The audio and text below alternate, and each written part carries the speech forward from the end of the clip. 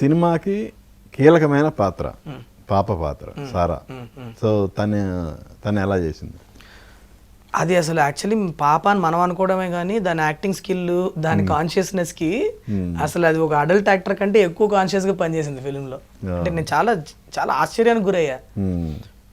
పూనా లోనావ్లాలో ఉంటారు వాళ్ళు, తెలుగు రాదు, కానీ నేను పంపించిన స్క్రిప్ట్ మొత్తం మైండ్లో ఉంటుంది పిల్లకి. ఎవ్రీ డైలాగ్తో, ఎవ్రీ సింగిల్ డైలాగ్తో.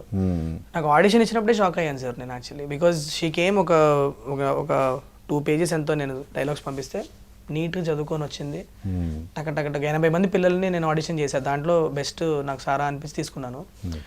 అమేజింగ్. అంటే ఇప్పుడు ఎలా ఉంటుందంటే యాక్ట్ చేస్తూ ఉంటుంది, నేను పాపకు కదా, పాపకు అర్థం అయ్యేటట్లు ఎలా చెప్పాలా అని ఆలోచిస్తూ ఉంటా. సడన్గా అదే sir I'm sorry sir, will go for 1 more take sir అంటది. ఇంత మెచ్యూరిటీ ఎక్కడి నుంచి వచ్చింది బాబు నీకు? వాళ్ళ parents I think it's all them. నాకు యాక్చువల్గా తను మీ కామన్ ఇంటర్వ్యూలో చూసా తన్ని.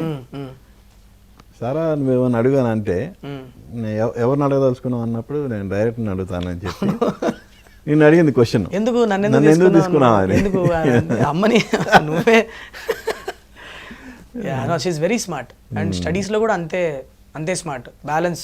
వాళ్ళ పేరెంట్స్ వాళ్ళ స్కూల్లో కూడా ఐ థింక్ ఏదో ఒక స్పెషల్ కేస్ సినారియోలాగా ట్రీట్ చేసే అమ్మాయిని వాళ్ళు అటెండెన్స్ కొద్దిగా వాళ్ళు ఫర్గివ్ చేసినా కూడా ఎగ్జామ్స్లో అంతా మంచి మార్కులు తెస్తుందంట. అంటే పాపం మార్నింగ్ వర్క్ డబుల్ షిఫ్ట్ అమ్మాయికి లిటరలీ, కానీ చాలా ఇష్టపడి చేస్తుంది. అదే నాకు చాలా ముచ్చటేసింది చూడడానికి. ఏంటంటే అమ్మాయికి ఇష్టం కాబట్టి వాళ్ళ పేరెంట్స్ చేపిస్తున్నారు అమ్మాయితో.